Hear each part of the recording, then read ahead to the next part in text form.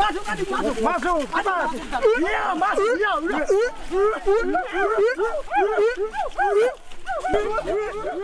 Kayu besi rawa sepanjang 17 meter ini disiapkan untuk membuat salib. Melihat panjangnya, timbul pertanyaan, siapakah yang akan disalib? Siapapun itu, pasti sesuatu yang lebih besar dari mereka.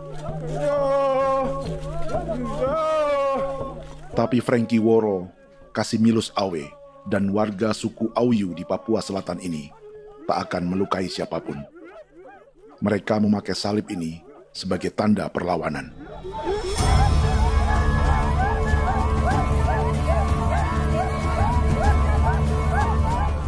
Yang mereka lawan memang lebih besar, yaitu pemerintah Republik Indonesia.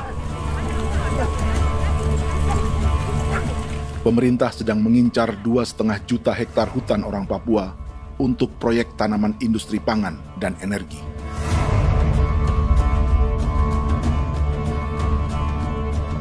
Ratusan kilometer dari salib orang-orang Auyu itu, orang Muyu sedang menyiapkan gerakannya sendiri. Tapi kali ini dalam bentuk sebuah pesta. Pesta yang disiapkan oleh marga Kimco Jinibju selama 10 tahun.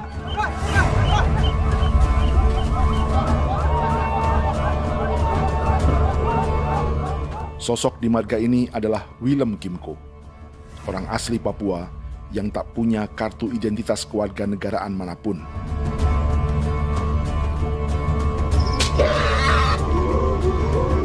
Pesta adat ini sudah cukup langka, tak hanya di Papua, bahkan di kawasan Pasifik dan peradaban Melanesia.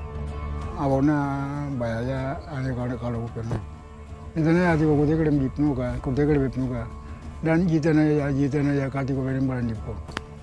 Kau memang ambil kau kuning. Ada gagasan dan gerakan sosial di balik pesta orang-orang Muyu ini, sama dengan gerakan salib merah yang dimulai orang-orang Auyu. Salib ini akan menjadi yang terbesar dari 1.800 salib merah yang telah ditancapkan berbagai suku di Papua Selatan dalam 10 tahun terakhir. Ribuan salib merah yang dipadukan dengan palang adat adalah tanda larangan yang menyatukan unsur-unsur adat dan agama. Kami percaya bahwa kalau memang kami sudah tidak mampu untuk menyelesaikan persoalan ini, dalam hal ini perusahaan tidak bisa masuk, berarti kami minta bantuan kepada nenek moyang dan Tuhan. Atribut perang orang Auyu ini diukir atau dilukis, digambar di batang salib ini dengan tujuan bahwa kami larang dengan sangat keras. Jadi apabila siapapun, baik dari antara kita sendiri yang melanggar batas ataupun pihak lain yang mengganggu keselamatan hak tanah adat kami, maka kami siap untuk melakukan ancaman perang. Salib-salib ini tidak ditancapkan di halaman-halaman gereja, melainkan di tanah dan hutan adat, di dusun-dusun sagu, dan di tempat-tempat yang disakralkan. Sebab 1.800 palang adat dan salib ini memang bukan semata tentang agama, tapi untuk mencegah negara dan perusahaan memasuki tanah dan hutan adat mereka. Papua bukan negara kosong.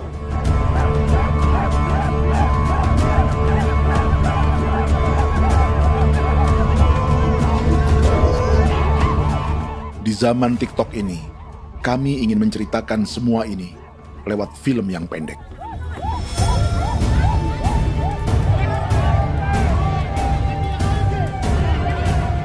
Tapi kami jelas gagal.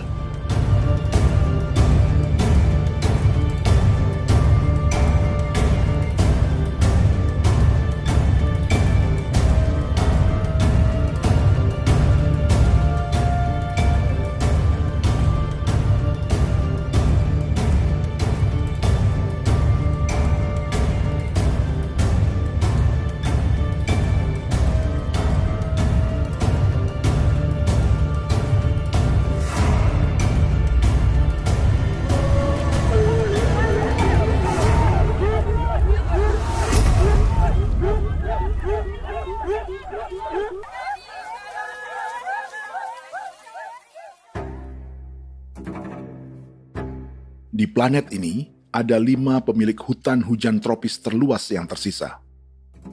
Kongo di Afrika, Brazil, Peru, Bolivia, dan Indonesia.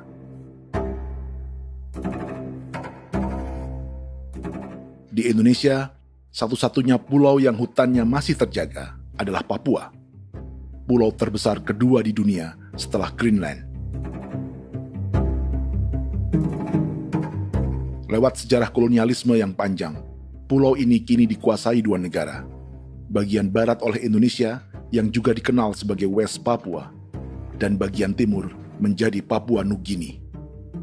Dan tepat di perbatasan ini, di bagian Indonesia, sedang terjadi proyek pemusnahan hutan terbesar di dunia.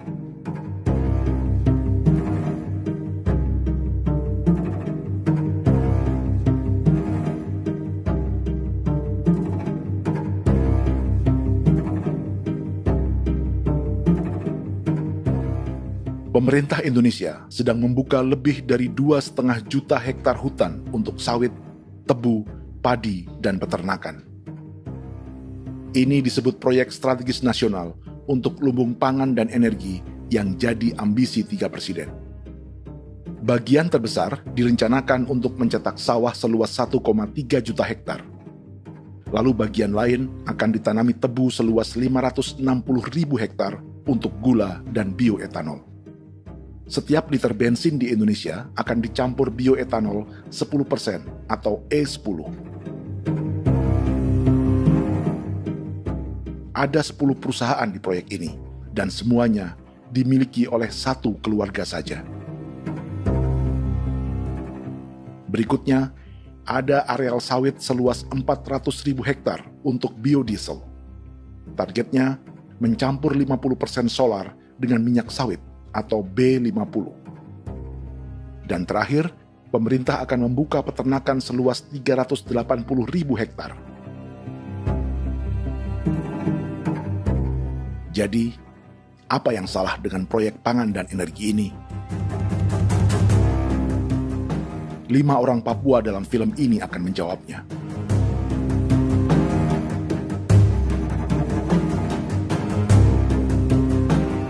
Yang pertama adalah Yasinta Moiwen dari suku Marin.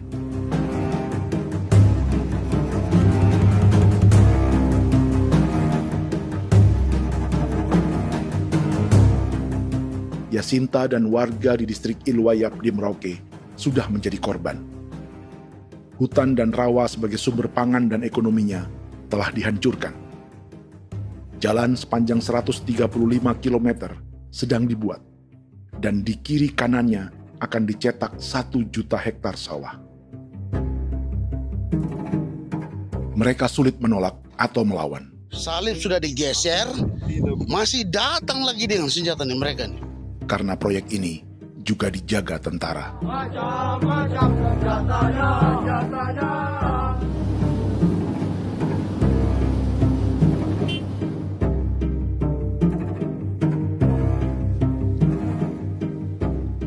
Yang kedua adalah Natalis Buer di distrik Tanah Miring, Merauke. Petani milenial ini merasa ditelantarkan. Sebab setelah hutannya diubah menjadi sawah, sebagian sawah-sawah ini tak tergarap. Orang asli Papua seperti Natalis tak punya modal untuk benih, pupuk, perawatan, hingga ongkos panen.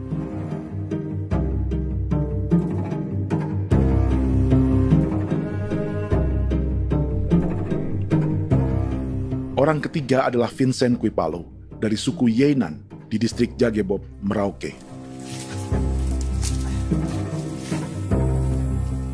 Vincent dan suku Ye sedang menjadi korban. Hutan adat orang-orang Ye sedang dihancurkan untuk perkebunan tebu dan bioetanol. Tanah mereka juga diincar untuk markas-markas militer, pasukan yang akan menjaga proyek pangan dan energi ini.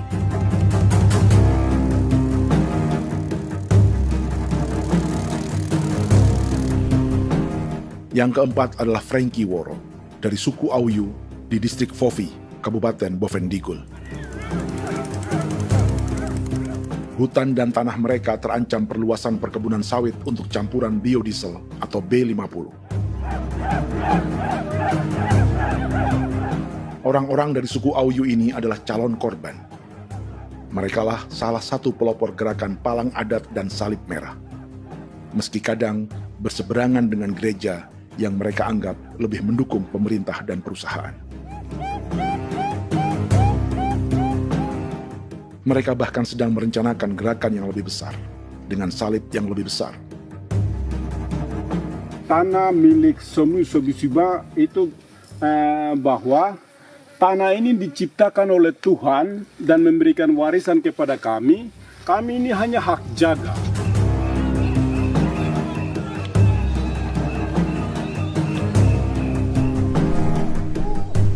Sosok kelima adalah Willem Kimco dari suku Muyu di Bovendigul. Tokoh adat dari Muyu ini hidup di garis belakang proyek negara, sehingga belum menjadi korban.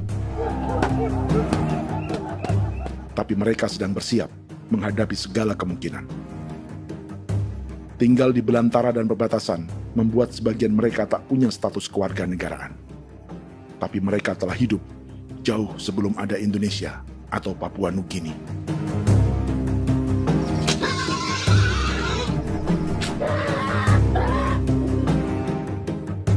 Kelimanya mewakili jutaan orang asli Papua yang sedang terancam eksistensinya. Jika kita merasa kepunahan peradaban Neanderthal di Eropa, Aztec dan Inca di Amerika, atau aborigin di Australia adalah sejarah masa lalu, film ini menceritakan bagaimana pemusnahan sebuah bangsa dan kepunahan sebuah peradaban sedang terjadi di masa hidup kita. Kepunahan bukan karena kerusakan lingkungan dan ruang hidup semata, juga karena dihantam 60 tahun operasi militer.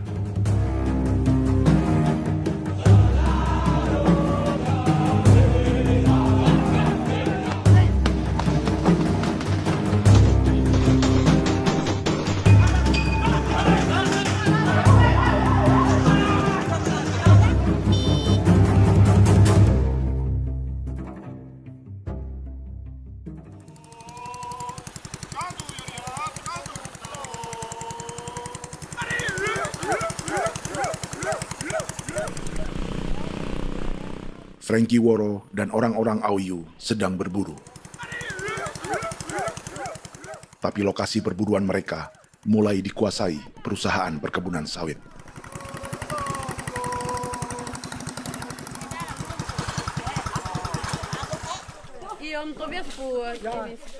Kita akan menuju arah ke Inabusu. Di sana kami akan masuk di wilayah konsesi perusahaan PT Indo Asiana Lestari, dan di situ ya ada survei-survei mereka yang mereka pernah lakukan, tapi juga kami ada lakukan tanda-tanda saksi di sana.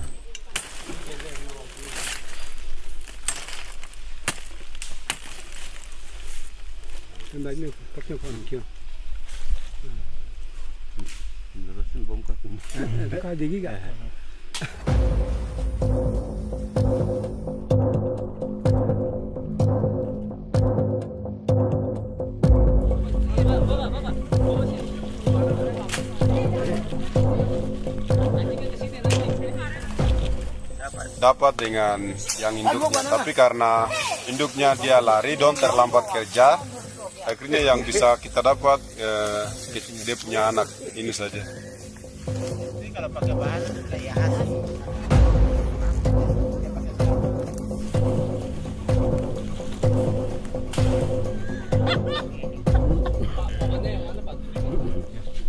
Pohon ini pohon bitanggur, dia punya kayu ini kita biasa gunakan untuk kerja perahu, dan juga kulit depu getanya itu kita pakai untuk kerja ini, panah-panah ini lem, jadikan lem ini, panah-panah. Hutan ini adalah supermarket bagi suku Auyu. Juga lumbung pangan atau bank untuk menyimpan deposito kekayaan alam. Hutan juga tempat yang penuh dengan sejarah suku, situs budaya, dan tempat-tempat sakral. Inilah yang sedang mereka pertahankan dari incaran pemerintah dan perusahaan. Untuk semua alasan ini, mereka menancapkan ribuan salib merah.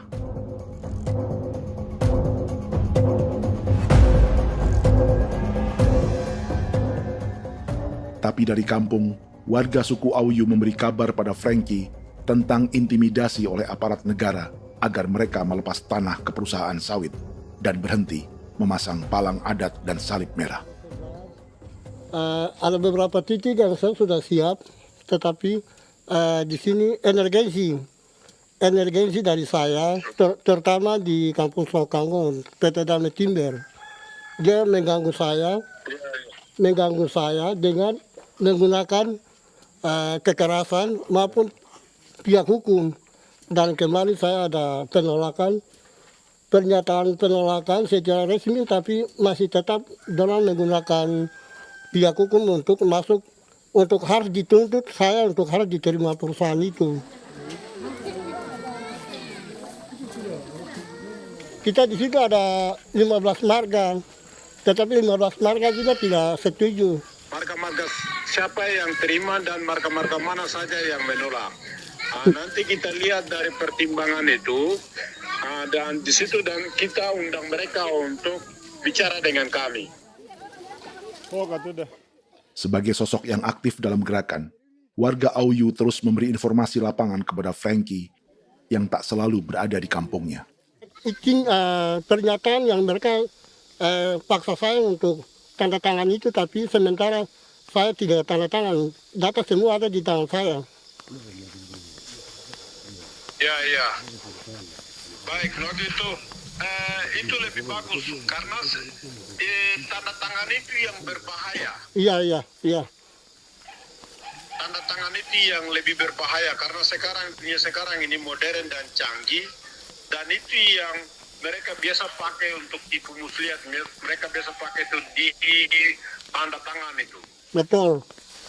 Dari Bambisa juga di Sofia dia masuk untuk memaksakan kami marga untuk harus menerima perusahaan itu. Tapi kemarin kami sudah menolak. Babinsa di sini nama bosku. Itu yang sekarang strategi militer yang sekarang mereka pakai. Jadi yang penting masyarakat itu yang benar-benar mau menolak siap dukung ketua marga siapa yang nanti tampil. Ini adalah peta konsesi sawit untuk biodiesel dalam proyek strategis nasional. Dan di distrik Fofi inilah, orang-orang Auyu hidup dari sungai dan hutan. Tapi Frankie di Bovendigul masih lebih beruntung. Setidaknya dibandingkan Yasinta Moyen di Merauke yang sudah kehilangan hutan dan rawanya.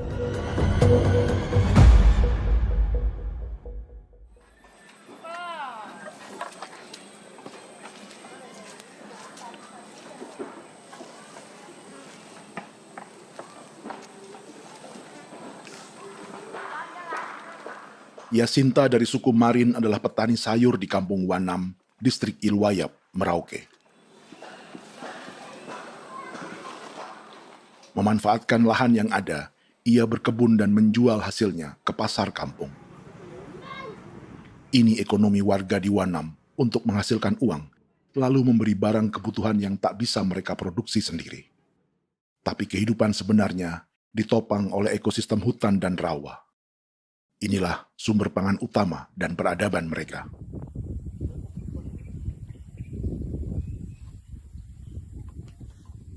Namun ketenangan ini diusik ketika tiba-tiba pada Mei 2024, di Pelabuhan Wanam datang ratusan alat berat untuk proyek pangan dan energi pemerintah.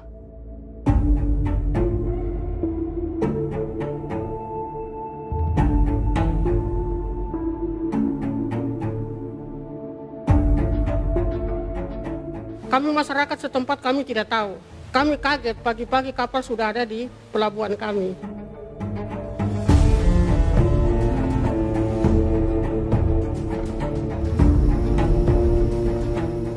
Yasinta Moiwen atau Enrika Gebze dan warga lainnya tak pernah diajak bicara atau dimintai pendapat. Seakan-akan Papua adalah tanah kosong.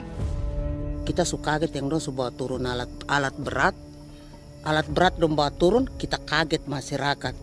Dorang subongkar itu kayu-kayu.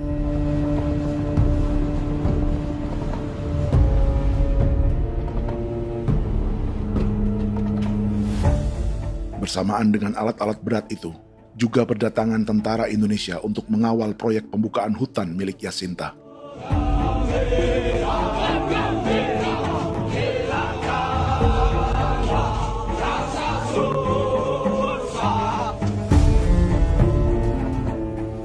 Ribu alat berat didatangkan dari Cina ke Papua oleh perusahaan bernama John Lin Group sebagai kontraktor pemerintah. Ini disebut sebagai pesanan eskavator terbesar di dunia dengan nilai 4 triliun rupiah. Misinya membuka hutan dan rawa milik orang Marin, salah satunya untuk membangun jalan sepanjang 135 km. Sementara di kiri kanannya akan dicetak sawah yang ditargetkan seluas 1,3 juta hektar. Jalan berupa garis lurus ini bukan rute tradisional ekonomi masyarakat. Jalan ini akan menghubungkan kawasan perkebunan sawit dan tebu di sebelah timur, juga untuk mobilisasi pasukan militer. John Lin Group adalah perusahaan yang dimiliki Andi Samsudin Arsyad atau yang dikenal dengan Haji Isam. Sebagian orang mengenalnya sebagai pengusaha yang hobi balapan mobil.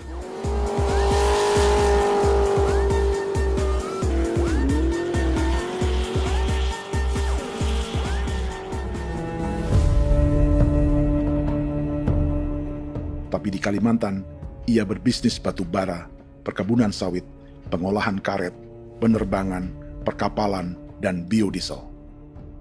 John Lin Group kini juga menjadi pemilik perkebunan tebu dan pabrik gula terbesar di Indonesia. Sayapnya melebar dari Kalimantan hingga ke Bombana, Sulawesi Tenggara.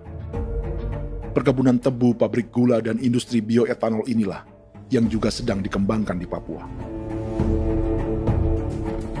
Foto ini adalah momen ketika Isam bersama kerabatnya, Menteri Pertanian Amran Sulaiman dan Menteri Pertahanan Syafri Samsudin meluncurkan program biodiesel atau B50 di Kalimantan Selatan.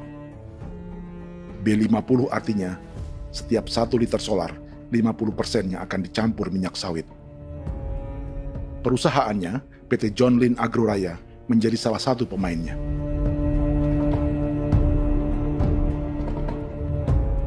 Sepanjang tahun 2025, saham PT John Lin Agroraya pernah naik hingga 700%.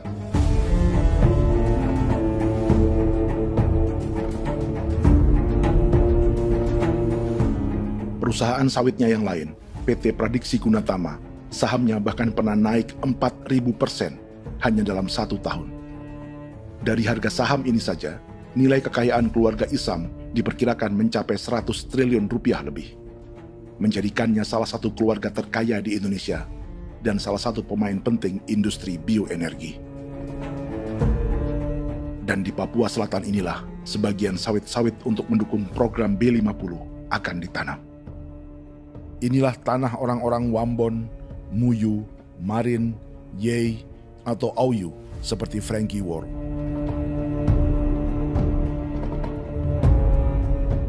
Haji Isam pernah menjadi tim kampanye nasional Presiden Joko Widodo dalam pemilu 2019 saat melawan Prabowo. Bintang Mahaputra Utama diberikan kepada Saudara Andi Syamsuddin Arsyad. Beliau berjasa luar biasa dalam mendorong pertumbuhan ekonomi daerah maupun nasional. Setelah menjadi presiden, Prabowo memberi gelar kehormatan Bintang Mahaputra Utama pada Isam.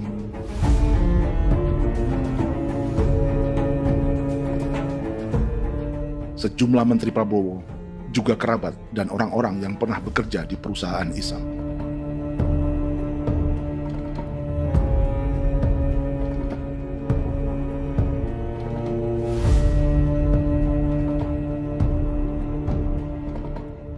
Lawan sebesar inilah yang sedang dihadapi Jacinta di kampung Wanam, Merauke. Atau petani perempuan lain seperti Enrika Gebse. Jadi alam kita ini sudah rusak. Jadi kita itu biasa jalan dari sini tuh harus pasang jerat di situ, harus cari makan di situ lagi. Itu tempat-tempat itu pasang-pasang jerat, tempat babi, rusa, sekarang sudah tidak ada lagi.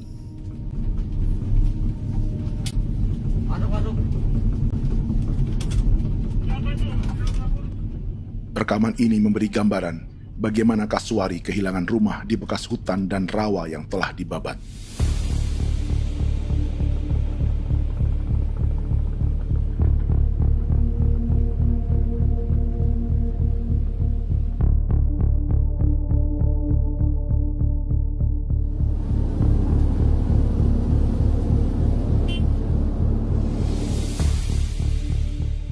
Keterlibatan tentara dalam proyek pangan dan energi di Papua memakai dalih bahwa ancaman terhadap negara kini tak hanya perang secara militer, tapi juga melalui pangan dan energi.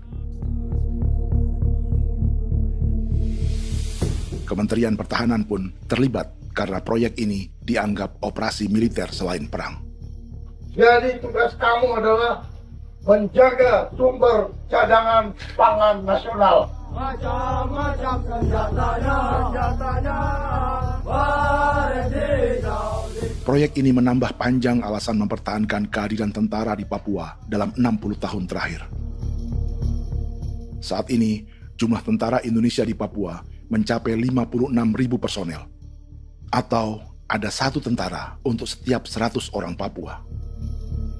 Bandingkan dengan rata-rata nasional, di mana hanya ada 1 tentara untuk 696 penduduk Indonesia. Itu belum termasuk polisi. Artinya, 1 orang Papua dijaga lebih banyak senjata dari rata-rata penduduk Indonesia. Tanah dan hutan diambil secara sepihak untuk kepentingan pembangunan batalion dan bandar antariksa. Ini bentuk perampasan masyarakat. Penolakan kehadiran markas-markas militer terjadi di sejumlah tempat di Papua. Tak hanya karena trauma dan ketakutan, juga karena mengambil tanah-tanah adat.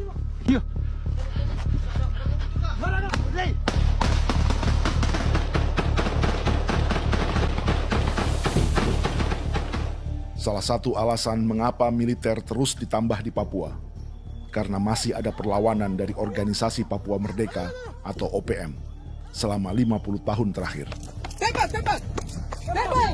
Ayo. Tapi kekuatan militer OPM diperkirakan hanya 1.430 personel dan 360 pucuk senjata. Selebihnya, mereka menggunakan senjata tradisional.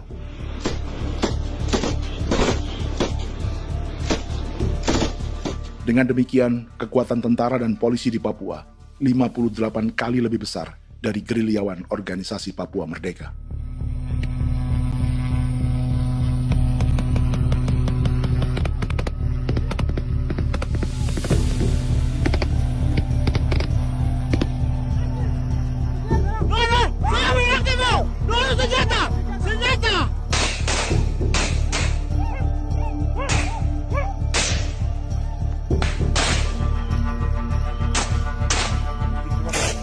Sebagian tentara berada di garis depan pertempuran, tapi sebagian besar lainnya terlibat operasi non-tempur menjaga proyek pemerintah dan investor swasta.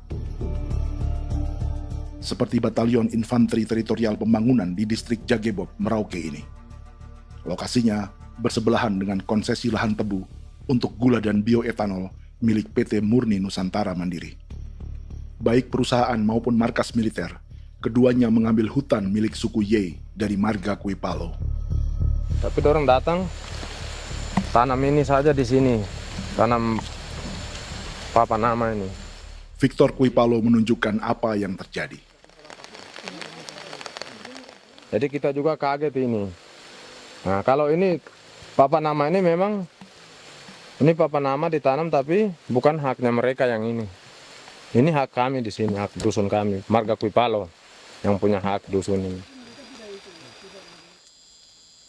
Setelah memasang patok, alat berat mulai bekerja untuk membangun markas militer di tanah orang Ye.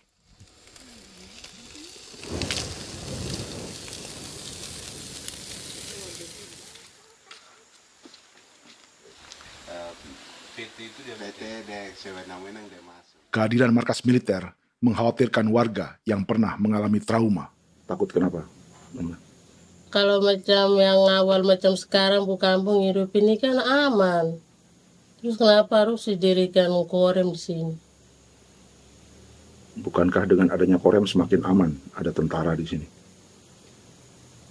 Kalau untuk kampung kayaknya tidak bisa aman kalau ada tentara, paling masyarakat dipukul itu ini. Kalau kampung hidup begini malah saya sejahtera dan saya punya masyarakat. Apa pernah ada pengalaman buruk sebelumnya dengan tentara di daerah sini? Ada yang cerita waktu pos-pos di sini tuh di 13, 12 itu zaman katanya Patimura. Memang kasihan. Malah kita punya orang ini yang dianiaya betul, dipukul. Disuruh kerja bakti tidak mau atau lama mencari, namanya kita pangkur sagu itu butuh waktu 1 minggu. Kalau lama begitu ya paling diseret dapat pukul itu. Operasi militer Indonesia di Papua dimulai tahun 1962 lewat Operasi Trikora. Tapi perlawanan bersenjata pertama di Papua baru dilakukan tahun 1965 di Manokwari. Nanti tanggal 1 Mei jam 12.30 pemerintahan di Irian Barat mutlak akan jatuh di tangan.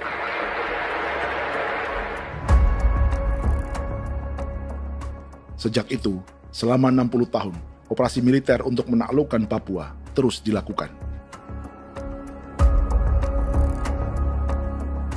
Salah satu operasi militer paling berdarah adalah Operasi Wibawa untuk memenangkan Indonesia dalam jajak pendapat tahun 1969. 643 orang tewas di Paniai. Lalu disusul 4.146 korban tewas antara tahun 1977 hingga 1978.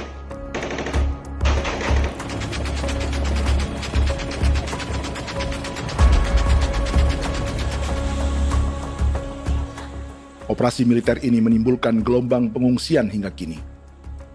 Dewan Gereja Papua mencatat 103.000 orang menjadi pengungsi pada tahun 2025 dan nyaris tak diberitakan media-media Jakarta.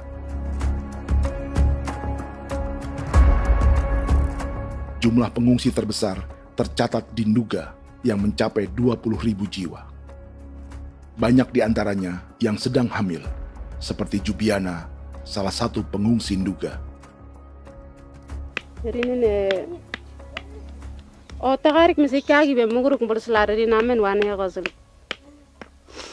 bigare me egirik munene an nimbo mesle bok selare ne wam dagyak lek prak de oy gore bangal no so ndak lo yo nandam yanet ndang no yat de nanendi ko nerwa membri wal marwa egirik munene wa tri bel no semana o ngal siya kaya berkumpit nyak masalah orena me wo suluk ri namen wani ko semane kuman nak wani wani ndemo ko ndak misri namen bre ko lo ko nak no semane ne be minute waru ra kana bi ni dige war de mino pragit de laina bulan Maret April yana mana kantan barak na lire na bam ne yo. Jubiana lalu menamai anaknya pengungsi Kogoya. Selain Jubiana, juga ada Emma dari Maibrat yang melahirkan di hutan. Sampai di kampung gini, katanya bilang ada tentara yang bangun jembatan. Nah, capek itu juga pun masih tahan. Kembali lagi ke hutan lagi. Seperti itu sampai sejatuh di tengah jalan. Orang sampai terbanting di kayu semuanya. Berasa sakit begitu. Melengkapnya tuh Domika Serli, pengungsi Wako. Masyarakat sipil dari kampung Aitrem sementara mengungsi karena kampungnya sementara dikuasai oleh TNI Polri. Seratusan ribu pengungsi di Papua saat ini jauh melampaui jumlah yang mengungsi ke Papua Nugini tahun 1984, yaitu 10.000 orang karena menghindari operasi militer.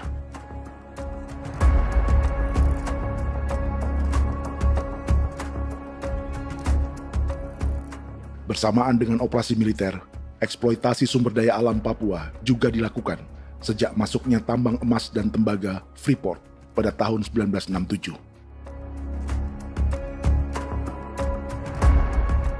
Disusul perkebunan sawit awal tahun 1980-an. Lalu ada perburuan buaya untuk diambil kulitnya. Sebelumnya, ada eksploitasi gas alam di Teluk Bintuni, pencarian besar-besaran kayu gaharu, atau pembukaan hutan tanaman industri.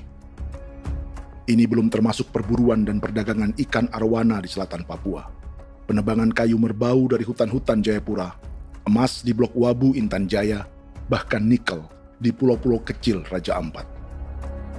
Dan kini, dalam skala yang belum pernah terjadi dalam sejarah, Papua dipaksa mencetak sawah, tebu untuk bioetanol, dan sawit untuk biodiesel.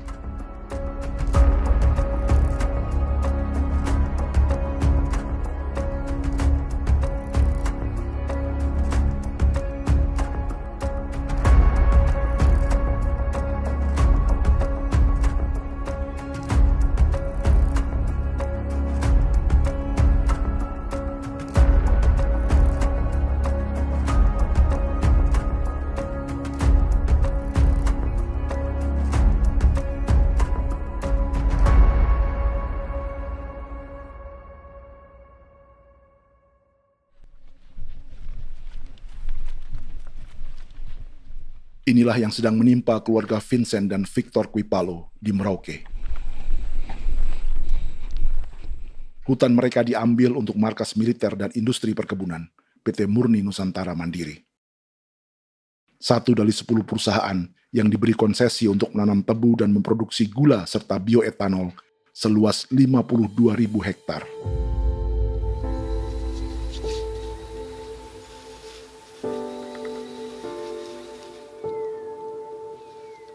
Perusahaan ini dianggap mengambil hutan dan tanah orang-orang Ye, terutama marga Kuipalo, yang memiliki hak adat terhadap 2.300 hektar hutan.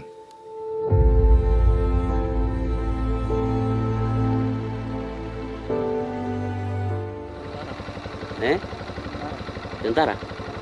Tentara. Oh iya, tentara.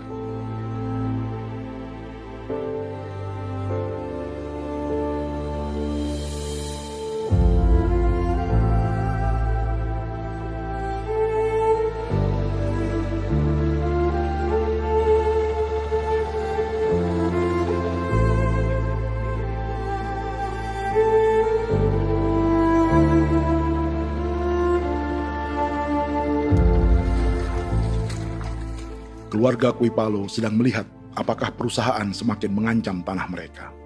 Dan kekhawatiran itu terbukti. Iya, makanya tadi saya bilang ini dari sini saja dekat, ini sudah masuk di dalam ujung lapang ini. Ini hutan, yang ini hutan yang orang ada bongkar sekarang ini. Ini sudah punya alat tuh dekat ini. Dekat sekali ini. Ini sini. Nacau, kelapa itu yang jalan lama, jalan setapak ini. Dari udara, terlihat alat-alat berat semakin mendekati tanah orang-orang Ye, marga Kuipalo.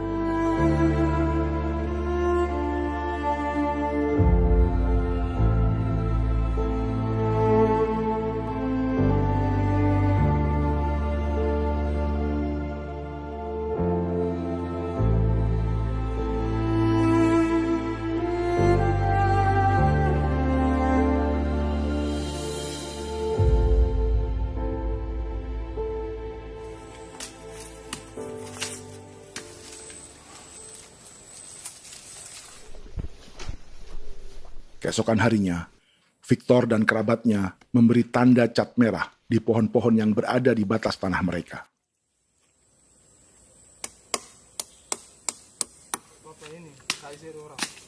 Tapi tanda peringatan adat ini tak diindahkan perusahaan.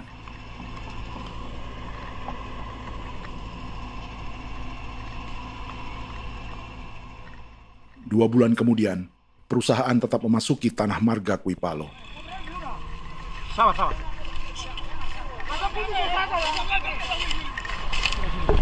manusia, kau lihat. Tapi tidak sudah sakit hati sekali saya katakan tadi.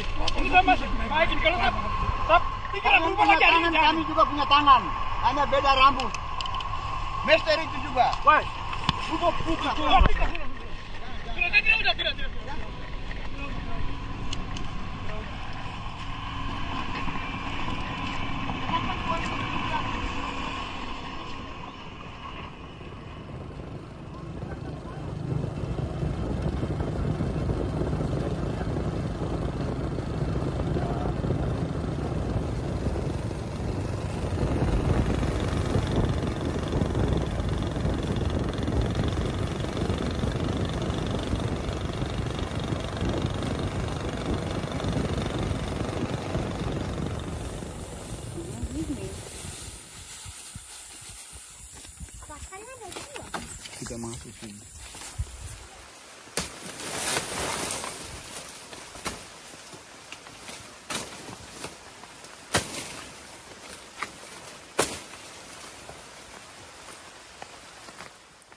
Jadi ya untuk itu seperti saya katakan tadi, apakah lebih baik kita tidak usah ada kah atau bagaimana, kita pisahkan, pisahkah dari negara ini kah? Jangankan tuh, saya kemarin bicara sama Daniel, datang sama saya dengan persoalan Kodam ini. Saya bilang, Pak Daniel, kalau lebih baik saya ngungsi ke Papua Nugini. Dia bilang, aduh Bapak jangan begitu. Ya memang, kalau tidak bisa menghargai kami, lebih baik pilihan yang itu yang saya memilih. Lebih baik saya pindah dari sini. Saya mengungsi ke Papua Nugini, di negara tetangga. Masih di laut. Apa?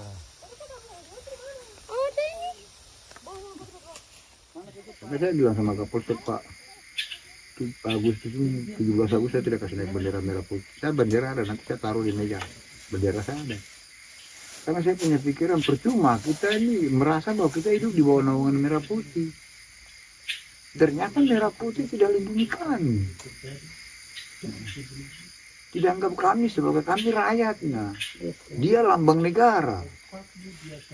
Dan kami menghargai lambang negara itu. Ternyata lambang negara ini, kita bernaung di bawah lambang negara ini, kita tidak dilindungi. Hak kita tidak dihargai.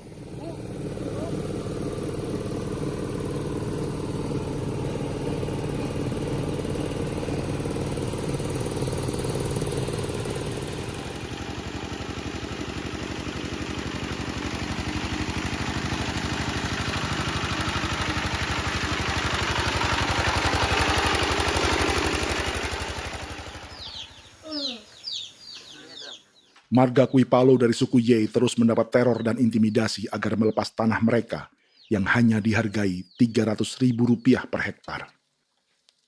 Tapi mereka tidak berjualan tanah. Makanya mama itu tidak suka untuk lepas tanah. Untuk apa? Baru di dalam hutan itu ada obat-obat tradisi. Itu sudah Kalau macam ada sayur juga, kita ambil sayur yang dia tumbuh sendiri. Jadi kita ini mau kemana, kalau itu sudah digusur, ya habis. Kita ini jadi penonton. Jangan sampai kita ini duduk minta di jalan. Jadi kita tidak mau seperti itu. Makanya tanah itu kita tidak melepas. Tapi mungkin orang lain tuh dia senang saja. Lebih baik saya pegang uang merah dulu. Saya bisa beli-beli itu ini. Nanti datang uang sudah habis, gembel, mau cari kemana lagi, hutan sudah habis, mau makan ikan di mana, kali sudah hancur. Seperti Yasinta di Wanam, suara dan gerakan kaum perempuan Papua sangat nyaring dan tak bisa diabaikan. Saya sebagai perempuan tolak untuk perusahaan masuk di sini. Karena kalau saya terima anak-anak saya mau dikemanakan, mau tinggal di mana. Apapun yang terjadi saya tetap tolak. Demi tanah ini saya akan berjuang, demi saya punya anak-anak. Yang katanya mengutamakan anak Papua, nyatanya yang kerja kebanyakan ya orang-orang Jawa. Dan sendiri orang Jawa, tapi bukan mau bicara yang tidak-tidak. Memang kenyataannya seperti orang-orang Papua itu diterbelakangkan, kurang diutamakan, gitu.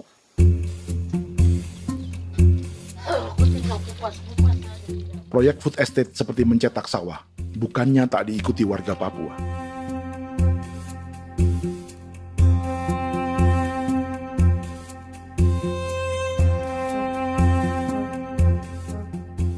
Salah satunya Natalis Buer di distrik Tanah Miring, Merauke.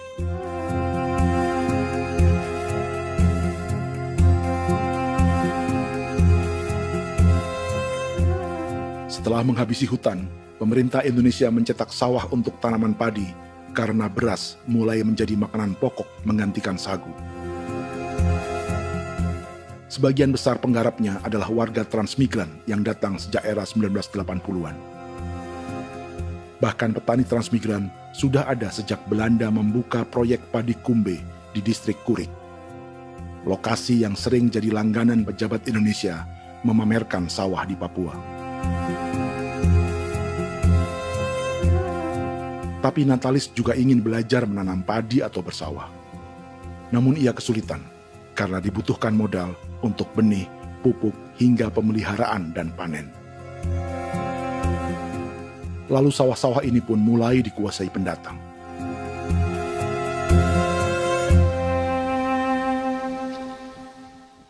Tapi sejauh ini di kampung kami ini yang saya lihat memang ada kelompok kami punya di sini yang sudah tergabung dalam Gapoktan, kemudian masuk dalam optimalisasi lahan. Tapi menurut saya anak asli yang punya lahan di sini. Mereka tidak punya. Pemerintah dalam hal ini adalah Kementerian Pertanian bersama-sama Kementerian Pertahanan yang dalam hal ini pada garis di bawahnya adalah TNI Angkatan Darat, memberikan support yang maksimal kepada masyarakat khususnya di Merauke dalam rangka. Saya kemarin habis 9 juta.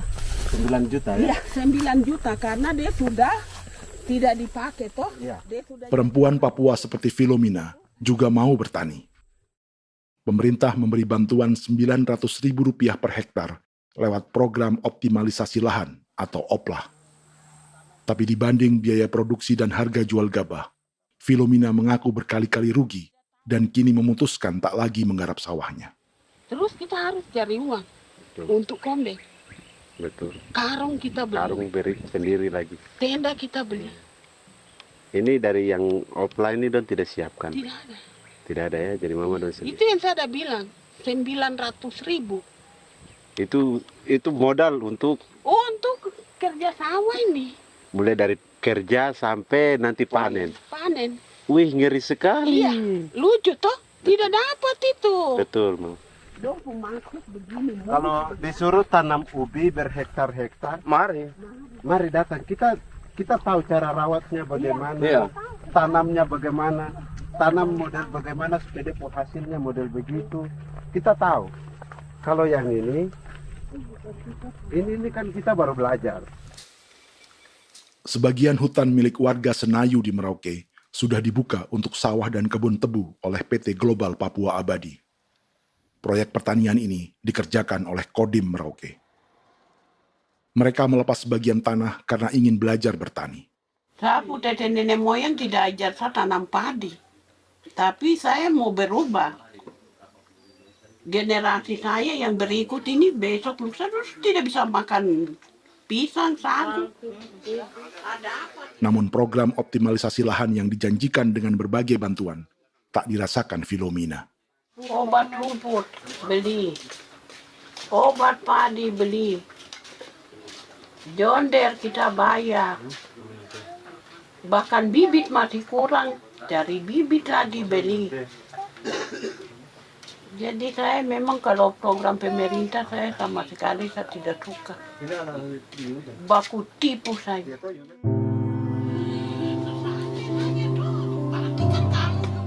Mereka merasa ditinggalkan sendiri, jatuh bangun belajar bertani padi. Sementara sumber pangan dan air yang semula mudah didapat, kini telah berganti sawah dan kebun tebu. Dulu kita masih bisa jalan, nanti masak di kali, pakai air kali. Minum pakai air kali. Sekarang, kok mau masak? Tidak ada air. Air sudah susu, mau minum tidak bisa. Sudah dengan obat. Drone semprot tebu itu saja drone. Drone yang semprot. Saya lihat di itu. Jadi kita bukan drone yang terbang di atas untuk disemprot. Iya, itu semprot obat. Dong lempar pupuk di bawah ya dia mengalir ke kali. Mengalir ke kali, ke rawa-rawa.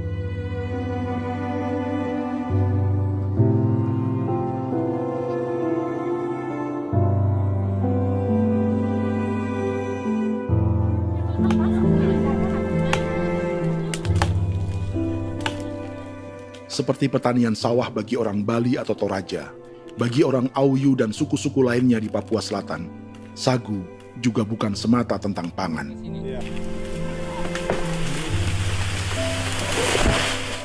Bagi orang Auyu dan Marin, sagu adalah kerabat, sosok orang tua, sosok nenek moyang yang harus dijaga dan dilindungi.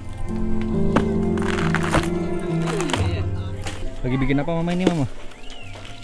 Pakai toko itu sagu.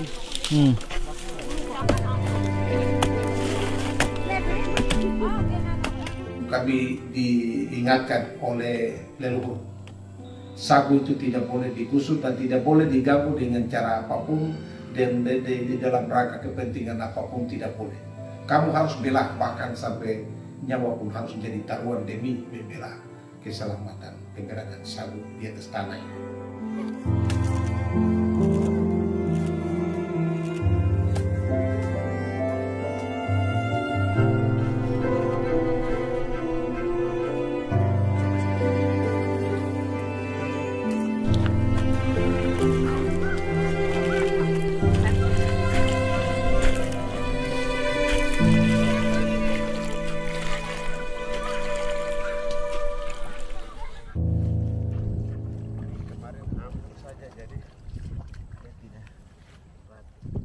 Menurut Natalis, pemerintah di Jakarta mendefinisikan lumbung pangan semata urusan beras dan mencetak sawah.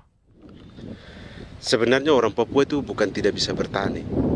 Kami tanam ubi itu bagian dari pertanian. Nah, pertanian yang dimaksud oleh pemerintah itu harusnya selalu, itu kalau bisa pemerintah harus spesifikkan. Pertanian apa yang dimaksud? Pertanian tanam padi atau pertanian tanam ubi, petasan dan lain-lain. Ini yang harus dispesifikkan dulu. Begitu, sehingga tidak menjustifikasi kami orang asli Marin bahwa kami tidak bisa bertani. Bukan. Kami buka kebun besar-besar di sana, bahkan bermeter-meter, ratus-ratus meter pakai sekop, bukan pakai ekskavator, tapi ini pakai skop. Itu pertanian, begitu. Bagi Natalis, alih-alih memaksimalkan sawah-sawah yang sudah ada untuk petani Papua, pemerintah selalu membuka hutan baru, seperti dikerjakan perusahaan John Lynn Group dan melibatkan tentara.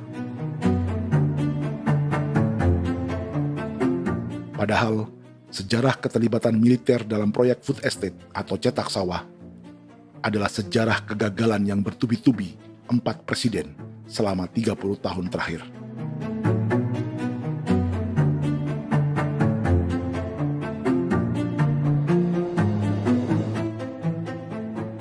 Papua bukan yang pertama menjadi proyek lumbung pangan yang melibatkan tentara.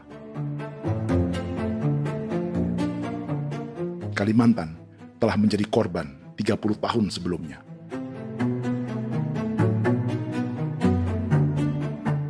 Ini adalah bekas hutan yang sudah dibuka di Pulang Pisau, Kalimantan Tengah. Tahun 1996, di era Presiden Jenderal Soeharto, ia menghabisi 1 juta hutan di lahan gambut untuk mencetak sawah demi memenuhi ambisi swasembada beras, bukan swasembada pangan. Hutan tropis Kalimantan dihabisi dalam skala yang belum pernah terjadi dalam sejarah. Di bawah rezim militeristik, tak ada yang berani melawan keinginan Soeharto, termasuk orang Dayak seperti Kuneng. Nggak bisa dihalangi itu. Nggak boleh dihalangi. Ya kalau ada kata-kata aja menghalangi, sudah kita diseret ke kepolisian dulu. Atau bisa langsung di PKI-kan. Iya, di PKI-kan gitulah. Jadi kita tuh nggak berani apa-apa dulu tuh. Ya. Apa maunya aja. Misal bilangnya A. Setahun setelah pengundulan hutan skala besar itu, tahun 1997, untuk pertama kalinya Kalimantan mengalami kebakaran lahan dan kabut asap terbesar dalam sejarah.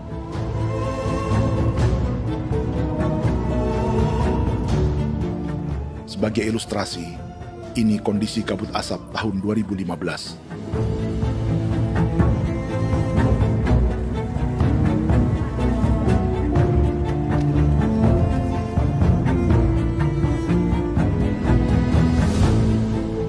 Proyek 1 juta hektar sawah Jenderal Soeharto itu gagal. Bendungan dan saluran irigasi mangkrak hingga kini. Mei 1998, rezim Soeharto tumbang. 2 tahun setelah ia menumbangkan jutaan hektar pohon di Kalimantan. Setiap tahun, lokasi ini menyumbang kebakaran dan kabut asap yang merugikan jutaan orang. Sawah yang berhasil di Kalimantan justru bukan sawah yang dibangun Jenderal Soeharto, melainkan yang dirintis para transmigran sejak era 1980-an. Sawah-sawah inilah yang ikut digarap oleh militer di era Presiden Joko Widodo. Dan hasil dari proyek food estate Presiden Jokowi itu sama sekali jong nih, nggak ada harapan lagi sudah seperti ini. Tapi Jokowi terus memperluas area food estate hingga 16.000 hektar. Presiden Jokowi juga menyerahkan urusan lumbung pangan ini kepada Prabowo yang saat itu menjadi Menteri Pertahanan. Salah satunya di Kabupaten Gunung Mas, Kalimantan Tengah, untuk membuka perkebunan singkong seluas 31.000 hektar. Food estate singkong Jenderal Prabowo ini dimulai dengan membuka 600 hektar hutan di Tawai Baru. Proyek singkong untuk bioetanol ini pun dijaga tentara. Dan seperti Jenderal Soeharto, proyek Jenderal Prabowo ini pun gagal.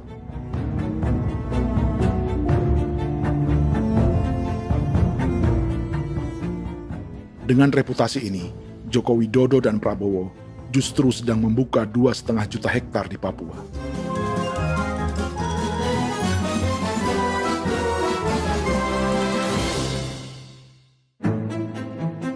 Setelah Jenderal Soeharto, Presiden Jenderal Susilo Bambang Yudhoyono juga mencoba membuka food estate di Papua sejak tahun 2010. Namanya Merauke Integrated Food and Energy Estate atau MIFE. Proyek ini juga gagal. Lalu di lokasi yang sama, Jokowi berusaha meneruskan dengan proyek mencetak sawah 1,2 juta hektar yang juga gagal. Sekarang yang paling siap adalah 1,2 hektar. Yang 1,2 juta hektar. Dan kini, Prabowo yang pernah gagal dengan 600 hektar singkong di Kalimantan justru akan mengulangi di Papua dengan skala 2,5 juta hektar. Di daerah Papua pun harus ditanam kelapa sawit supaya bisa menghasilkan juga BBM dari kelapa sawit. Dalam setiap proyek pangan dan energi di Papua, yang lebih menonjol bukan tanaman pangannya, melainkan untuk energi atau bahan bakarnya. Sawit untuk biodiesel dan tebu untuk industri bioetanol. Ada 10 perusahaan yang diberi konsesi hingga 0,5 juta hektar untuk tebu. Dan 10 perusahaan itu dimiliki oleh 1 keluarga saja.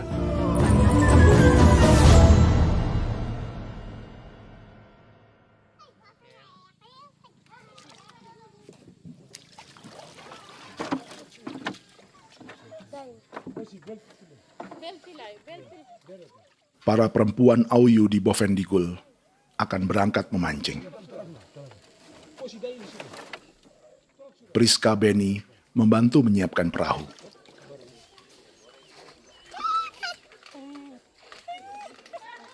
Mereka akan mengumpulkan bahan pangan di hutan untuk persiapan acara penancapan salib merah berikutnya.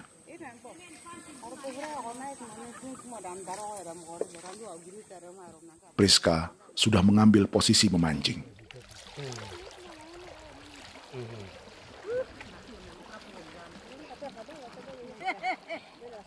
1.800 salib merah telah dipasang di wilayah adat berbagai suku di Papua Selatan untuk menghalau perusahaan sawit dan tebu.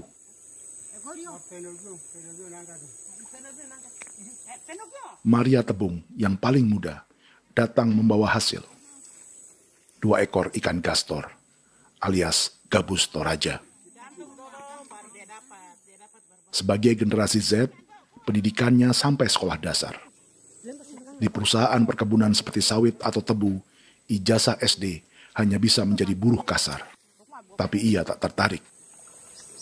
Karena kita hidup itu dari alam, kita pancing, juga di darat, bawa anjing, terus bikin pagar sagu, dapat babi, bawa baru kita makan.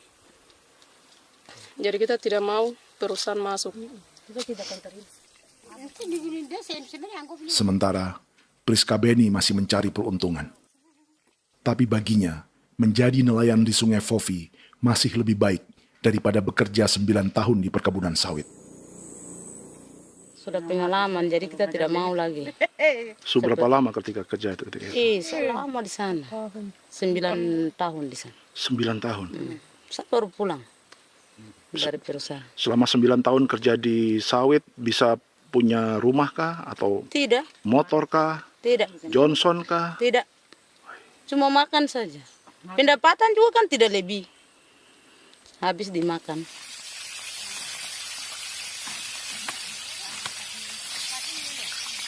Satu minggu libur berapa hari? Tidak libur. Minggu tetap kerja? Tetap kerja. Tidak bisa ke gereja? Hari Minggu kerja. Hari Minggu juga kerja. Jadi dia tidak mengenal agama perusahaan itu. Di grup perusahaan sawit Korindo, Priska digaji 2 juta rupiah per bulan dan tinggal di mes karyawan. Tapi gaji itu dipotong bahan makanan atau BAMA rata-rata 1 juta rupiah setiap bulan. Korindo adalah grup perusahaan yang salah satu usahanya adalah hutan tanaman industri dan sawit di Bovendigul dan Merauke. Di Papua, mereka memakai bendera PT Tunas Sarwa Ema. Perusahaan ini pernah memberi bantuan pada Keuskupan Agung Merauke.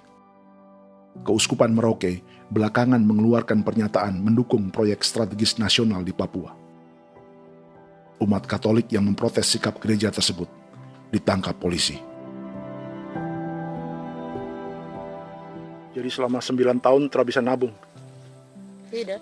Makan saja. Makan saja. Makan saja. Menabung bagaimana? Keperluan banyak. Tidak sampai. Habis di anak-anak uang sekolah. Uang 1 juta itu mana sampai. Mau nabung juga tidak cukup.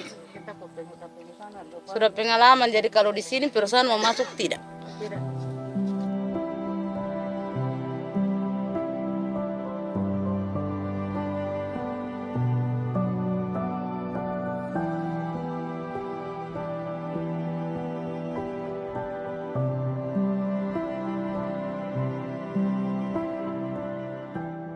Dan menu makan siang seperti ini agaknya sulit bagi buruh sawit atau tebu yang digaji 2 juta rupiah per bulan. Generasi Z seperti Maria Tebung atau generasi milenial seperti Priska Beni punya matematika ekonominya sendiri. Sawit untuk biodiesel atau tebu untuk bioetanol tak akan ada bedanya bagi mereka.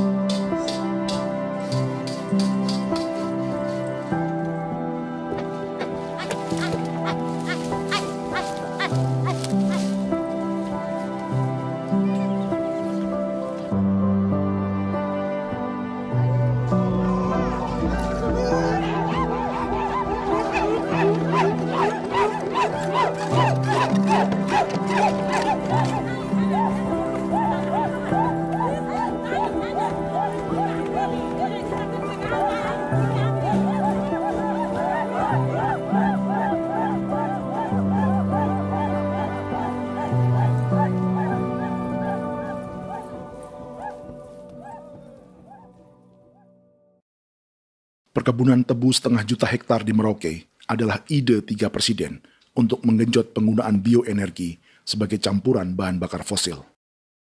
Selain swasembada pangan, swasembada energi di daerah Papua pun harus ditanam kelapa sawit supaya bisa menghasilkan juga BBM dari kelapa sawit. Juga tebu menghasilkan etanol. Singkong, kasava juga untuk menghasilkan etanol. Bioetanol adalah bahan bakar nabati atau tumbuhan yang dapat dicampur dengan bensin. Sama dengan program biodiesel yang mencampur solar dengan minyak sawit. Pertamina saat ini sudah menjual BBM bioetanol dengan campuran 5% yang dipasarkan dengan merek Pertamax Green 95. Tapi pemerintah ingin menaikkan kadarnya menjadi 10% atau E10. Maka ke depan kita akan mendorong untuk ada E10. Kemarin malam sudah kami rapat dengan Bapak Presiden. Bapak Presiden sudah menyetujui untuk direncanakan mandatori 10% etanol. Idenya untuk mengurangi ketergantungan pada bahan bakar fosil yang diimpor dan menimbulkan polusi.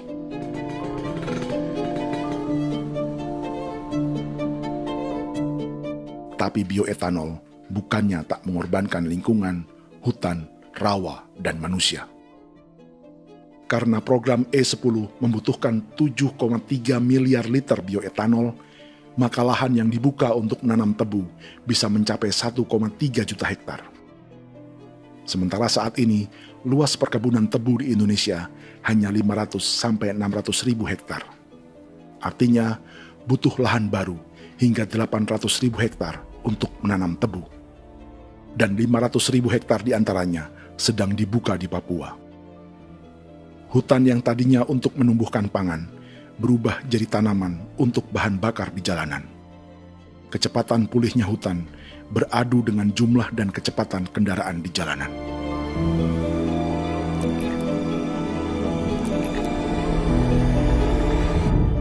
Dahaga terhadap energi tak pernah bisa dipuaskan.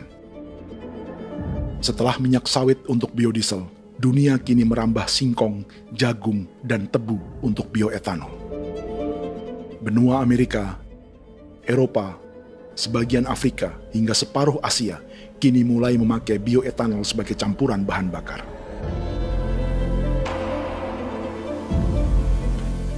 Selain perebutan lahan, masa depan dunia juga dibayangi semakin mahalnya harga pangan karena persaingan antara perut manusia dengan tangki kendaraan. Ini adalah lokasi perkebunan tebu dan bioetanol PT Murni Nusantara Mandiri yang mengancam tanah Vincent Quipalo dan orang-orang Ye di Merauke. Beberapa kilometer di selatan adalah PT Global Papua Abadi yang mengancam tanah orang-orang Muyu dan Marin. Dua perusahaan ini adalah bagian dari 10 perusahaan yang mendapat konsesi lahan untuk tebu dan bioetanol di Merauke. Batas konsesi mereka bahkan sama dengan batas negara Indonesia dengan Papua Nugini. Salah satu ciri bahwa peta konsesi ini dibuat di Jakarta dari atas meja. Sama seperti kolonial Inggris dan Belanda ketika mereka membagi Pulau Papua dengan garis lurus pada abad 19. Seakan Papua adalah tanah kosong. Bedanya, meski peta konsesi ini mengatur batas 10 perusahaan, tapi perusahaan-perusahaan ini sebenarnya dimiliki oleh satu keluarga saja. Ini nama 9 dari 10 perusahaan tebu dan bioetanol di Merauke, Papua. 99% saham mereka dimiliki sebuah perusahaan bernama PT Merauke Nusantara Manis.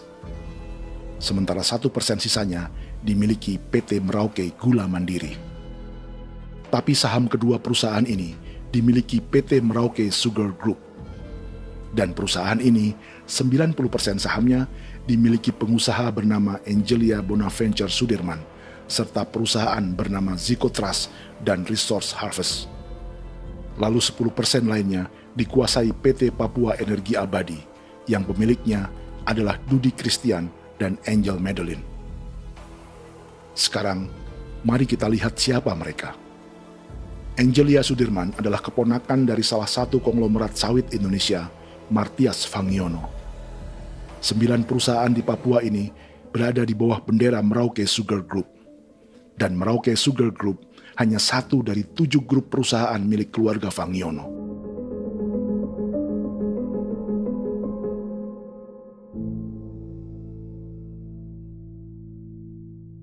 Ini Martias Fangiono. Seperti Haji Isam, Martias selama ini dikenal sebagai pengusaha sawit yang kini merambah bisnis tebu dan bioetanol. Ini momen saat penanaman perdana tebu di Merauke bersama Presiden Joko Widodo Juli 2024. Di sini juga ada anak Martias Fangiono, yaitu Wirastuti Fangiono. Wirastuti adalah salah satu yang menonjol dari keluarga Fangiono. Tahun 2025, Forbes mencatatnya sebagai konglomerat termuda dengan kekayaan 23 triliun rupiah yang mengendalikan 2 grup usaha, FAP Agri dan Surya Dumai Industri. Keduanya adalah perusahaan sawit dan biodiesel. Anak dan bapak ini adalah investor utama bagi Jokowi dan Prabowo untuk proyek tebu dan bioetanol di Papua. Sementara yang ini adalah mertua Sitorus, pemilik raksasa agribisnis dunia, Wilmar International, yang juga memegang konsesi sawit di Papua lewat berbagai perusahaan. Tapi mertua kini memakai bendera baru, yaitu KPN Corporation atau Karunia Prima Nastari. KPN inilah yang memiliki kelindan bisnis dengan keluarga Fangiono untuk proyek tebu Merauke. Apalagi grup Wilmar yang didirikannya juga pemain gula utama di Australia. Tahun 2010, Wilmar membeli 100% saham perusahaan gula terbesar Australia, Sucrogin.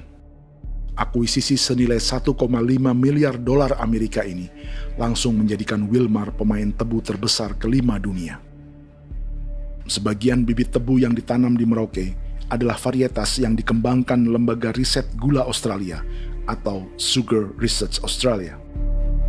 Sugar Research Australia lalu menjalin kontrak pengembangan bibit dengan PT Global Papua Abadi milik Fangiono. Tapi masalahnya, Sugar Research Australia adalah badan publik yang tugasnya memajukan petani tebu dan sebagian dananya berasal dari pajak warga Australia. Itu artinya, warga Australia membiayai pengembangan bibit tebu untuk investor dan pemerintah Indonesia. Dokumen ini menunjukkan bahwa lembaga yang dibiayai warga Australia itu pernah memiliki kontrak penyediaan bibit dengan PT Global Papua Abadi milik keluarga Fangiono.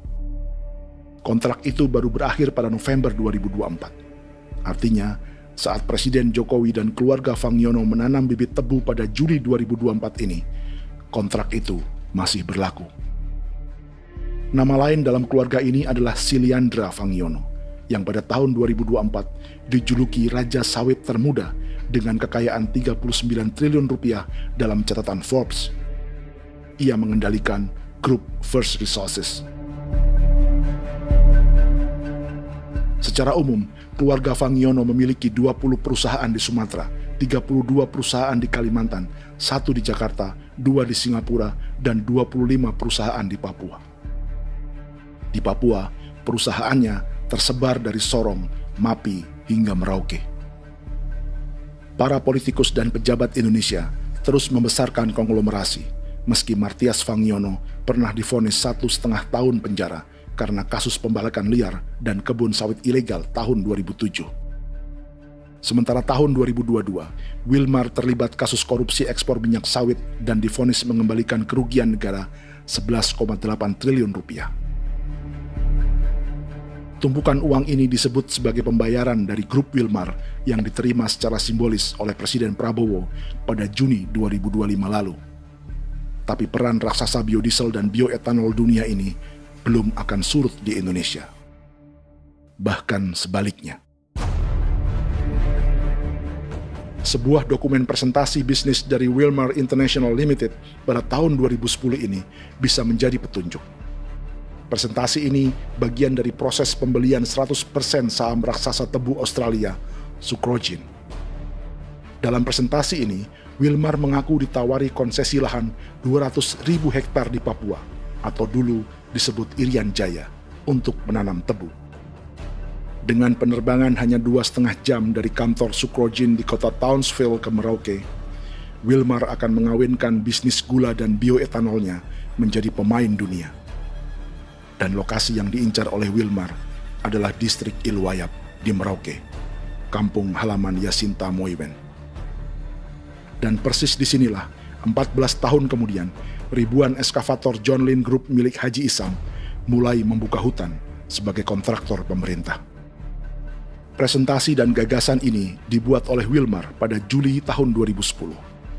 Sebulan kemudian, Agustus 2010, pemerintah Presiden Susilo Bambang Yudhoyono meluncurkan proyek Lumbung Pangan dan Energi Merauke atau Merauke Integrated Food and Energy Estate.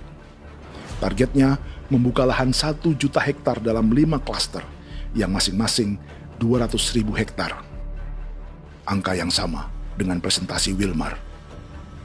5 tahun kemudian, 2015, giliran Presiden Joko Widodo yang mau melanjutkan proyek pangan dan energi 1,2 juta hektar. Menjelang pensiun sebagai presiden, Jokowi kembali menggencarkan proyek ini dan melibatkan Prabowo sebagai Menteri Pertahanan. Jokowi lalu mendukung Prabowo sebagai presiden berpasangan dengan anaknya, Gibran Rakabuming Raka sebagai wakil presiden. Kini, setelah menjadi presiden, giliran Prabowo yang melanjutkan proyek bioetanol dan biodiesel dengan memobilisasi militer dan melibatkan pejabat-pejabat yang juga para elit partai koalisinya.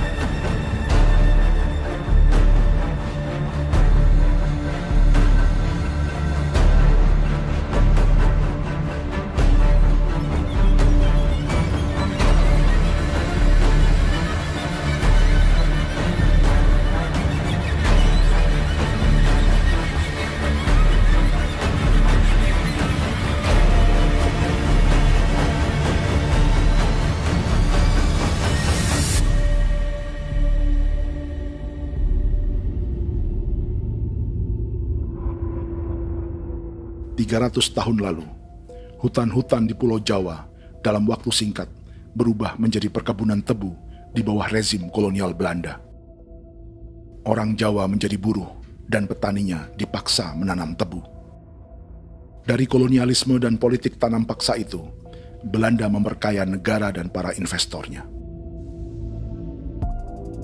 Tak puas membuka hutan untuk perkebunan di Jawa dan Sumatera, kolonial Belanda menanam tebu hingga di Suriname dan mengerahkan ribuan orang Jawa sebagai buruh pada tahun 1890. Inggris yang sudah menguasai negara seluas India dan Papua Nugini pun masih menanam tebu jauh di tengah Samudra Pasifik, di tanah orang-orang Fiji. Lalu memindahkan puluhan ribu orang India menjadi buruh di sana. 200 tahun sebelumnya, ratusan ribu orang Afrika bahkan diperbudak untuk bekerja di perkebunan-perkebunan tebu Spanyol dari selatan Eropa hingga Karibia, Kuba, atau Jamaika. Jika dulu tebu menjadi gula atau emas putih, kini cerita kolonialisme tebu berlanjut di Papua untuk bahan bakar nabati atau bioetanol. Dan seperti semua cerita tentang kolonialisme, akan ada yang berpesta dan ada yang membayar.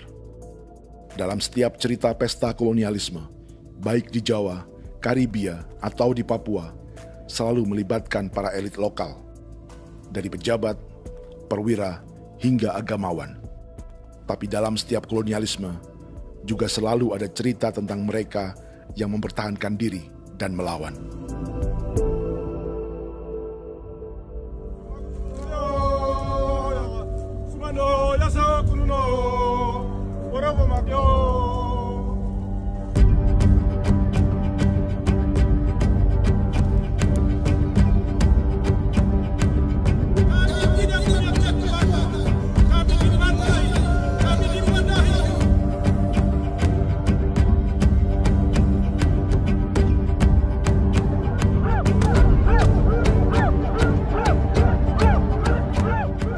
Sejarah Gereja Katolik banyak pemimpin-pemimpin yang adalah tanda petik itu adalah Judas juga.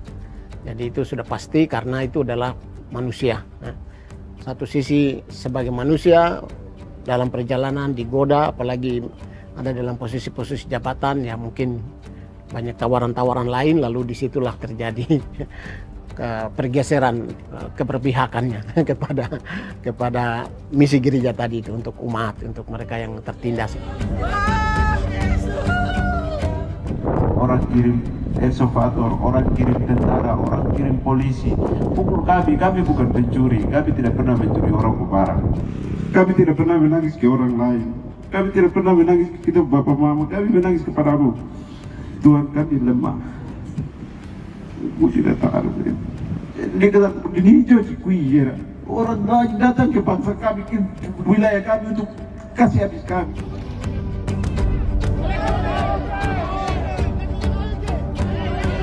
Ya Hakimam Dehi, Ya Hakimam Dehi, Bono Ya Hadigul Dehi, Bono Ya Hadigul Dehi.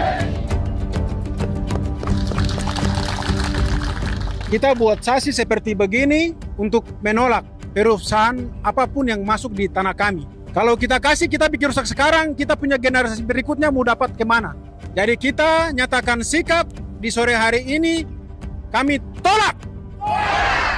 Apa yang dilakukan pemerintah untuk PSN adalah kejahatan. Pemerintah bagian dari kejahatan, aktor perusak dan pembunuh terhadap negara, terhadap alam, hutan, terhadap manusia. Jadi negara jadi aktor pembunuh. Jadi Pilatusnya siapa? Negara, pemerintah Jakarta ini.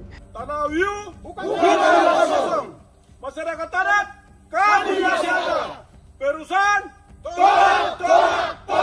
Pihak dasar.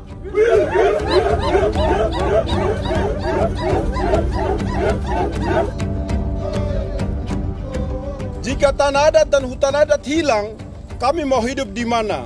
Maka di sini saya mau bilang, negara jangan tipu-tipu kami lagi.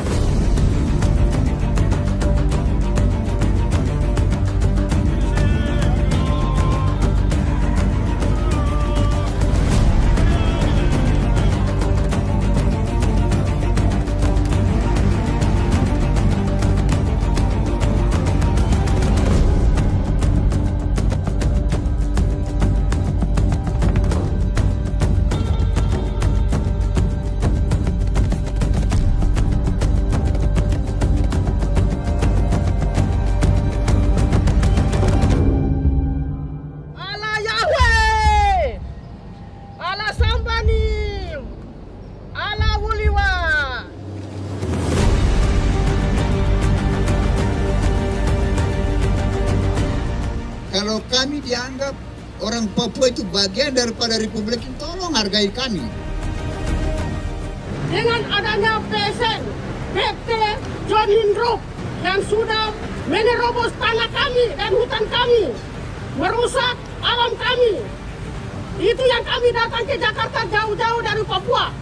Kami mau bersuara kepada Bapak Presiden Prabowo Subianto, di mana keadilan untuk masyarakat Papua. Tolong lihat masyarakat Papua yang sudah mati. Kami bersepakat menyatakan, 1. Gereja-gereja di Indonesia mendukung masyarakat adat yang menolak proyek strategis nasional di tanah Papua. 2.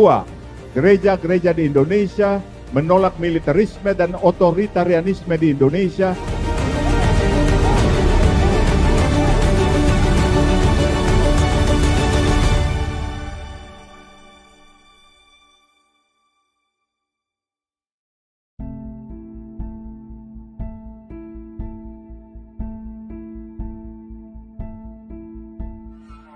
Kita sering merasa banyak hal buruk sudah jadi cerita sejarah. Dan kita sekarang hidup lebih baik, lebih beradab, atau mustahil melakukan kejahatan seperti di masa lalu. Kita tidak lagi menghukum mati orang dengan memenggal kepalanya. Kita menembaknya atau menyuntik racun agar tertidur dan mati. Tapi ada hal-hal yang tak berubah. Salah satu pembantaian yang kuat di ingatan kita adalah kejahatan Nazi atau genosida di Rwanda. Padahal pembantaian juga sedang terjadi di masa kita, seperti di Gaza, Palestina. Penghancuran sebuah peradaban seperti Indian di Amerika atau aborigin di Australia juga kita anggap masa lalu. Sekarang kita merasa lebih baik dan lebih toleran. Padahal proses penghancuran bahkan pemusnahan yang sama sedang terjadi terhadap bangsa Melanesia di Papua. Begitu juga dengan praktik kolonialisme. Kita merasa penjajahan seperti dilakukan Portugis, Inggris, atau Belanda sudah menjadi sejarah. Dan Indonesia tidak mungkin menjajah. Padahal itulah yang sedang terjadi dan dirasakan di Papua.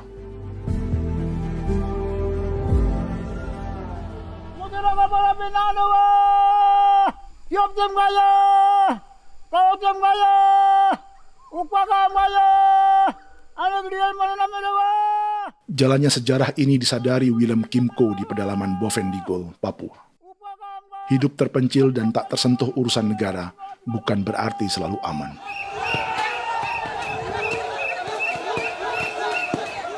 Untuk sampai di tempat ini, orang-orang Muyu menempuh 2 hari berjalan kaki mengarungi hutan, lembah, dan sungai. Termasuk mereka yang datang dari perbatasan Papua Nugini.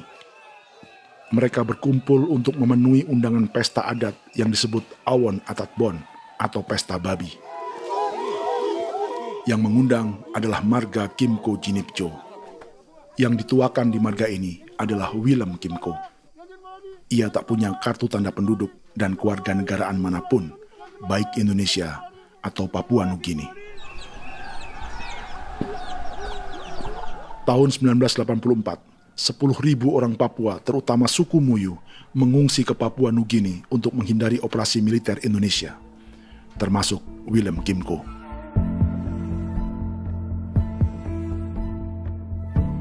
Apa yang membuat pesta adat ini istimewa? Apa bedanya dengan acara serupa yang dihadiri pejabat, tokoh agama, LSM, atau yang direkam oleh kru televisi dan konten kreator? 13, 14, 15, 18. Pertama, untuk membuat pesta babi, orang Muyu perlu persiapan selama 10 tahun. Sebab, babi-babi yang akan jadi bagian dari pesta ini tak boleh dibeli, alias harus dipelihara sendiri. Babi-babi ini bukan bantuan pejabat pemerintah, gereja, atau LSM.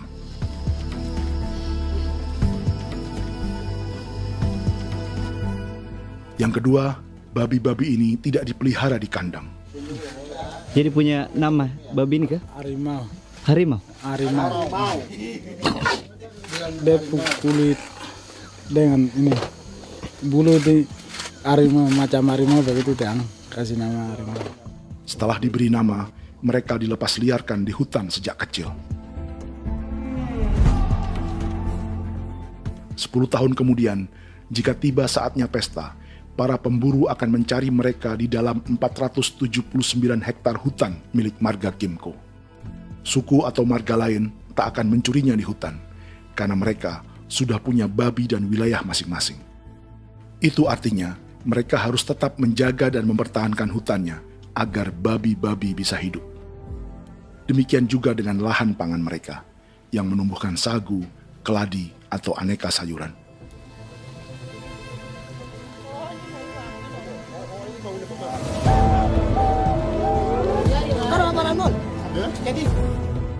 Yang ketiga, dalam Awon Atatbon atau pesta babi, binatang ini tidak dimakan secara gratis. Setiap marga atau klan dalam suku Muyu akan membayar jerih payah tuan rumah menjaga hutan dan memelihara babi.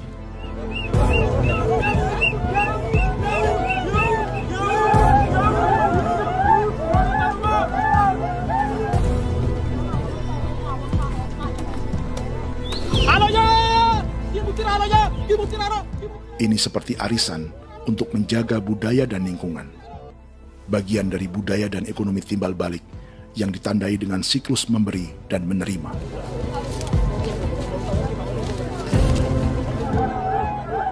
Ini juga cara orang Muyu membangun dan memperluas aliansi.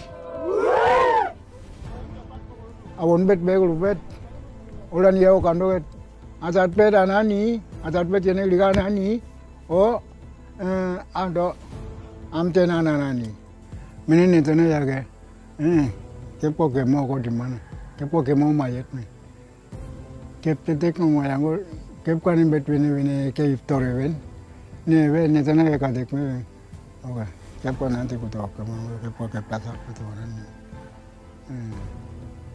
Kene man gini wane manjo. Koko kati bolon ya bengo. Koko kuning bolon ya. Jika Willem Kimco dan marganya bisa menjaga hutan dan wilayahnya, marga lain ikut diuntungkan sebagai sebuah ekosistem. Demikian juga sebaliknya. Alasan keempat, mengapa pesta babi ini memiliki tempat khusus dalam peradaban orang Muyu, karena Willem Kimco khawatir peradaban mereka akan punah, menyusul ancaman terhadap ekosistem dan hutan. Setiap marga atau klan harus mengkonsolidasi diri dan membangun aliansi.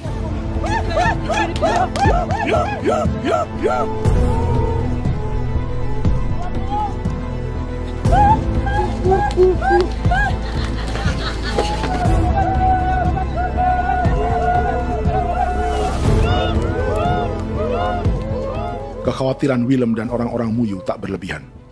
Ruang hidup mereka bersinggungan dengan proyek bioetanol dan biodiesel pemerintah Indonesia. Mereka juga tahu apa yang telah dan sedang menimpa suku lain seperti Auyu di Bovendikul atau Yainan dan Marin Anim di Merauke.